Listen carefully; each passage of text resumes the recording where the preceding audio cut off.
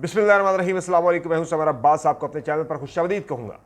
जनाब, सबसे पहले तो एक अफसोसनाक खबर है, बड़ी ही हाईली कंडेमनेबल कि कल रात इमरान रियाज ख़ान को हज पर जाते हुए हिरासत में ले लिया गया।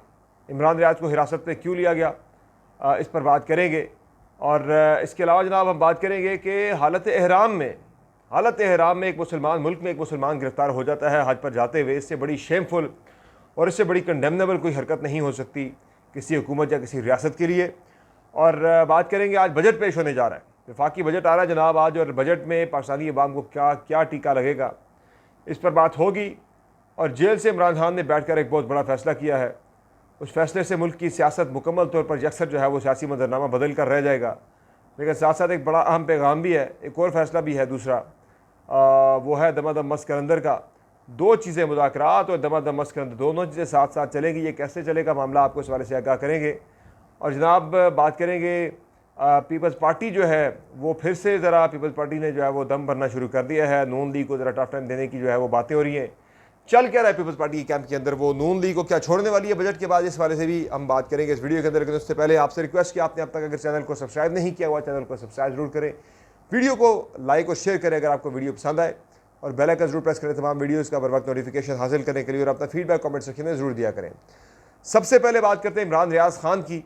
इमरान रियाज ख़ान जो कि 3 मरतबा इससे पहले उन्हें हिरासत में लिया जा चुका है, और चौथी मरतबा उन्हें गुज़श्ता रात जो है हिरासत में लिया गया, उस वक्त कि जब वो हज पर जाने की तैयारी कर रहे थे, हज पर जा रहे थे, बल्कि एहराम बांध कर एक बंदा घर से निकलता है और एयरपोर्ट पहुँचने पर उस बंदे को हिरासत में ले लिया जाता है।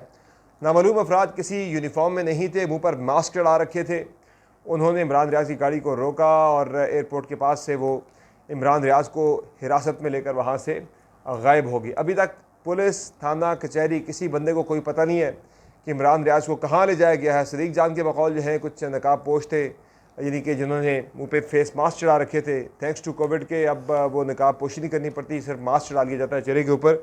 तो मास्क चढ़ाए हुए थे बंदों ने, और उनकी आइडेंटिटी कोई नहीं थी। पूछा गया उनसे बार बार, आप किस फोर्स से, क्यों आप इमरान रियाज को पकड़ना चाहते हैं, कुछ नहीं बताया गया। वो ज़बरदस्ती इमरान रियाज ख़ान को साथ लेकर चले गए। मैं कल एक ट्विटर स्पेस पर इमरान रियाज ख़ान की जो अहलिया हैं, भाभी, वहाँ पे उनको मैंने सुना, और वो रोते हुए गिड़गड़ाते हुए जनाब ये कह रही है कि मेरे खावन ने क्या बिगाड़ा है, मेरे खावन का क्या कसूर, आप बार बार पकड़ते हैं, आप उन्हें बंद कर देते हैं। वाक़तन एक फ़ैमिली की एक जो है वो बर्दाश्त होती है। आप 3 मरतबा पहले और चौथी मरतबा आज आपने इमरान रियाज को हिरासत में ले लिया है, उसका कसूर क्या है यार? वो कोई दहशतगर्द है क्या? क्या वो कोई मुल्क में बगावत फैला रहा है? क्या वो पाकिस्तान के इंटरेस्ट के ख़िलाफ़ कोई काम कर रहा है? अगर पाकिस्तानी अवाम के दिलों की वो आवाज़ है, वो अगर हक सच की बात कर रहा है, आपको बुरा लग रहा है, इसका मतलब ये तो नहीं यार आप उसे उठा के जेल में डाल दें, आप उसे उठा के बंद कर दें, गायब कर दें। जेल में डालना तो दूर की बात, आप उसे उठा के गायब कर दें। तो पंजाब हुकूमत के लिए ये बहुत बड़ा एक अलमिया है कि एक मुसलमान हुकूमत होते हुए, यानी कि मुसलमानों की कहने को हुकूमत है, जनाब मरीम नवाज साहबा की हुकूमत है पंजाब में, और इमरान रियाज को गायब कर दिया जाता है जनाब उनकी हुकूमत के अंदर। This is shameful and highly condemnable कि जिस तरह से ट्रीट किया जा रहा है इस सारे मामले को। एहराम में एक बंदे को आप उठा के ले जाते हैं यार, हज करने जा रहे हैं। इस्लामाबाद हाई कोर्ट से उन्होंने आके गारंटी ली, यानी इस्लामाबाद हाई कोर्ट से पहले आमिर फ़ारूक साहब के पास था मामला, फिर उन्होंने जब मुस्तरद किया, फिर 2 रुकनी बेंच बैठा अरबाब ताहिर साहब का और जो है जस्टिस मियां गुल हसन औरंगज़ेब का, और उन्होंने पूछा भी, उन्होंने कहा यार कि गारंटी लेके आए आप जाके इंटीरियर मिनिस्ट्री से भी वो लेकर आए। फिर इस्लामाबाद हाई कोर्ट ने ऑर्डर कर दिया कि आप जा सकते हैं हज पर। तो इसीलिए उनको इंटीरियर मिनिस्ट्री भेजा गया था जनाब कि एयरपोर्ट पे कोई लोचा ना पड़ जाए, कि इमिग्रेशन वाले या दूसरी तीसरी कोई एजेंसी जो कि इंटीरियर के नीचे है, वो ना रोक ले इमरान रियाज को एयरपोर्ट के ऊपर।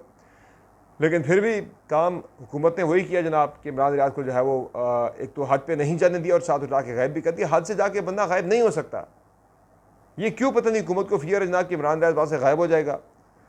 हज पे जाते हुए बंदे को उठा के गायब कर दिया जनाब। This is shameful and highly condemnable. आगे बढ़ते हैं जनाब, बात करते हैं बजट की। और आज वफाकी बजट पेश किया जाएगा जनाब। कल पाकिस्तान इकनॉमिक सर्वे जो है वो पेश किया गया था, जिसमें पता ये चला जनाब कि हर पाकिस्तानी पे जो कर्ज़ा है वो 2,80,000 से क्रॉस कर गया है फ़ी इंडिविजुअल। एक बच्चा जो पैदा होता है पाकिस्तान में, आज जो बच्चा पैदा हुआ होगा, वो बच्चा अपने सर के ऊपर 2,80,000 से ज़ायद 2,80,000 रुपये से ज़्यादा का कर्ज़ा लेकर पैदा हुआ है। और ये कर्ज़ा हर साल बढ़ता चला जा रहा है। पिछले साल ये कर्ज़ा था 2.25 लाख रुपए पर पाकिस्तानी, और जब खान साहब की गवर्नमेंट थी तो 1,60,70,000 रुपये था पर पाकिस्तानी। अब उससे लाख रुपए का इजाफा हो गया। जब से 2022 के बाद रजीम चेंज हुआ उसके बाद तकरीबन 1 लाख रुपए का इजाफा हो गया है पर पाकिस्तानी कर्ज़ा, जो उसके ऊपर हर इंडिविजुअल के ऊपर जो कर्ज़ा है गैर मुल्की डेट है जो। तो ये सिर्फ पिछले साल में कोई 4,500 अरब का कर्ज़ा जो है वो चढ़ा है। क्या हुआ पिछले साल के अंदर? कोई पॉलिटिकल गवर्नमेंट नहीं है, क्या ऐसा हो गया मुल्क के अंदर जनाब कि 4,500 अरब रुपए का कर्ज़ा पाकिस्तान पे चढ़ गया? तारीखी कर्ज़े हैं पाकिस्तान के ऊपर। अगले साल 24,000 अरब के हमने जो है वो लोगों के पैसे देने हैं, 24 बिलियन डॉलर कहाँ से लाएंगे हम? तो हालात बड़े ख़राब हैं। तो हम आज बजट पेश किया जा रहा है जिसमें बेतहाशा टैक्सेस लगने जा रहे हैं, सैलरी क्लास के ऊपर मजीद टैक्स लगने जा रहा है। टैक्स कलेक्शन की जो हदफ है जनाब वो 9,000 अरब से बढ़ाकर उसे 12,000 अरब कर दिया गया है। टैक्स महसूलात 3,500 अरब का इजाफा किया गया है। कहाँ से पैसे आएंगे? GST 18% किया जा रहा है। अद्वियात तक पे IMF कह रहा है कि भाई ये आप बढ़ा दें। तो पाकिस्तानी अवाम की जो है ना वो तो मैं कहता हूँ कि कमर टूटने वाली है। सरकारी मुलाजमीन की तनख्वाहों में तो 20% इजाफे की तजवीज़ ज़ेर गौर है, लेकिन एक आम आदमी जो मजदूरी करता है, जो प्राइवेट मुलाजमीन है, उनकी तो तनख्वाहें नहीं बढ़नी, उनका तो खर्चा जनाब बेतहाशा बढ़ने वाला है। और इसी बजट के बाद जो है वो फौरी तौर पर इमरान खान ने कॉल दे दी है यार कि बजट के फ़ौरन बाद जो है ना पाकिस्तान में एक बड़े पैमाने पे मुल्क की एहतजाज की खान साहब ने कहा जनाब की तैयारी करें, मैं बहुत जल्द कॉल देने वाला हूँ। तो साथ साथ जनाब एक तरफ इमरान खान ने एहतजाज की कॉल दे दी है कि ईद के फ़ौरन बाद एहतजाज की कॉल दी जा रही है। ईद से पहले भी ये मामला हो सकता है, बजट पेश करने के फ़ौरन बाद ये कॉल दे दी जाएगी। अब ईद तक डिले करते हैं, इसको ईद के बाद लेके जाते हैं या ईद से पहले होता है, लेकिन अगले कोई 2 हफ्तों के अंदर अंदर जो है एक बड़े एहतजाज की कॉल जो है वो इमरान खान की तरफ से आने वाली है। पूरे मुल्क की एहतजाज की बात मैं कर रहा हूँ। दूसरी तरफ इमरान खान ने मुज़ाकरात के लिए भी आमादगी ज़ाहिर कर दी है, और बुनियादी तौर पर ये महमूद अचकज़ई जो कि पाकिस्तान तहरीक इंसाफ लेड अपोजिशन इत्तेहाद जो है उसकी सरबराही कर रहे हैं। महमूद अचकज़ई ने इमरान खान से बात की थी कि मैं चाहता हूँ जनाब कि आप सब जो है एक मुज़ाकरात किए जाएँ, इस वक्त हालात को ठीक किया जाए। महमूद अचकज़ई साहब से मेरी मुलाकात हुई थी आज से 2 हफ्ते पहले। वो तब भी ये बात कर रहे थे यार कि मैं एक कैटलिस्ट का रोल प्ले कर रहा हूँ, मैंने तहरीक इंसाफ को, नून लीग को, इन सबको मैंने करीब लेकर आना है। बेसिकली वो तो एक इस्टेब्लिशमेंट के ख़िलाफ़ एक जो है इत्तेहाद की बात कर रहे थे कि सबको इकट्ठा करूँ इस्टेब्लिशमेंट की मुदाखलत के ख़िलाफ़। तो हम अब उन्होंने नवाज शरीफ तो उनकी बात नहीं माने थे, इमरान खान को उन्होंने मना लिया है कि वो बाकी जमातों से मुज़ाकरात करें।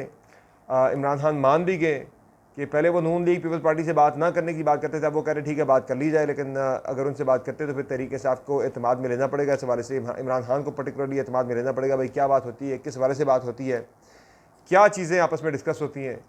और नून लीग काफ़ी खुश है इस फैसले के ऊपर। इमरान खान के राना सनाउल्लाह ने कहा है कि अगर महमूद अचकज़ई हमसे रब्ता करते हैं तो हम उनसे, बल्कि अगर वो ख्वाहिश का इज़हार करते हैं कि वो पीपल्स पार्टी नून लीग से बात करना चाहते हैं तो हम खुद उनसे डेलीगेशन बना के, कमेटी बना के हम खुद उनसे बातचीत करना चाहेंगे।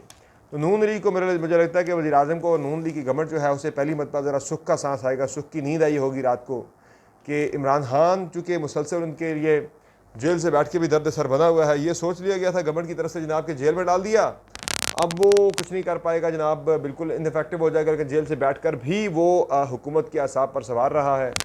और अब जब मुज़ाकरात की बात की है तो मुझे लगता है कि कोशिश तो थी हुकूमत की, वज़ीर आज़म की और सबकी जनाब के इमरान खान जो है वो मुज़ाकरात पर मान जाएँ, बातचीत पर मान जाएँ, कोई मुफाहमत कर लें। मुफाहमत तो है अभी भी उन्होंने नहीं करनी।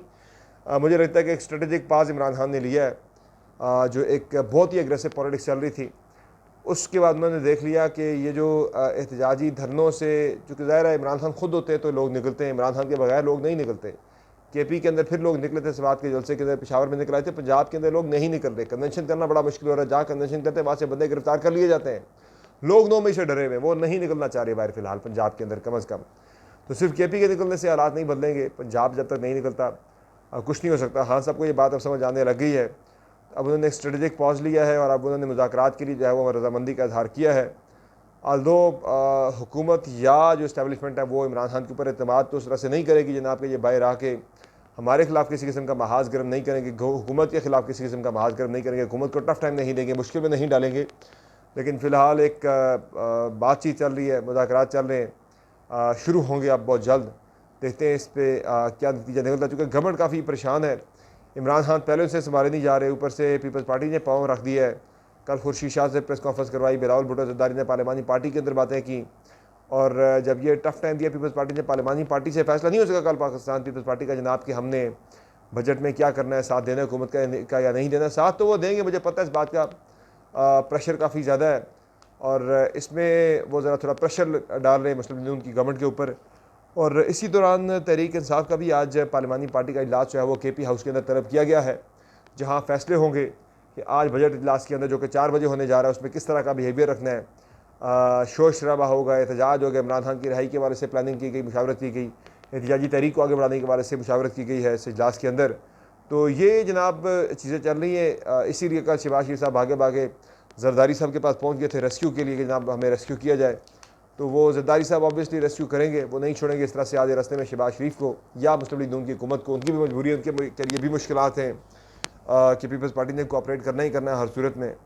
तो इसके अलावा जनाब जो मामला है जो एहतजाजी तहरीकों का, वो अब मुझे ये लगता है कि ईद के बाद एक बड़े पैमाने पे पूरे मुल्क के अंदर तहरीकें शुरू होंगी और इसमें सबसे अहम बात वो यही होगी जनाब कि बजट के ऊपर खान साहब का बड़ा हैवी रिलायंस है कि बजट में इतनी ज़्यादा महंगाई हो जाएगी कि आम आदमी का जीना मुश्किल हो जाएगा और वो जब बाहर निकल आएगा फिर उस हुकूमत के लिए चलना मुश्किल हो जाएगा। लेकिन साथ साथ अब उन्होंने डबल यानी कि वो 2 वे स्ट्रेटजी इमरान खान ने तैयार की है कि मुज़ाकरात में भी इंगेज करना है और साथ साथ जो है वो जो है क्या कहते हैं इसको एहतजाजी तहरीक भी जारी रखनी है, वो नहीं रुकेगी। यानी कि इससे एक चीज़ वाज़ेह हो रही है कि वो डील कोई नहीं कर रहे।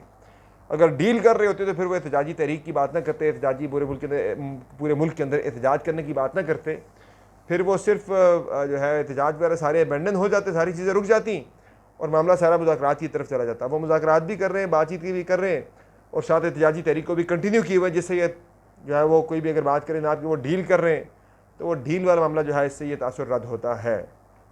बाकी इस्लामाबाद की 3 हलकों का जो मामला है उस पर फ़िलहाल जो है वो जो ट्रिब्यूनल तब्दील किया गया था इलेक्शन कमीशन की तरफ से, उससे हुक्म सानी रोक दिया गया इलेक्शन कमीशन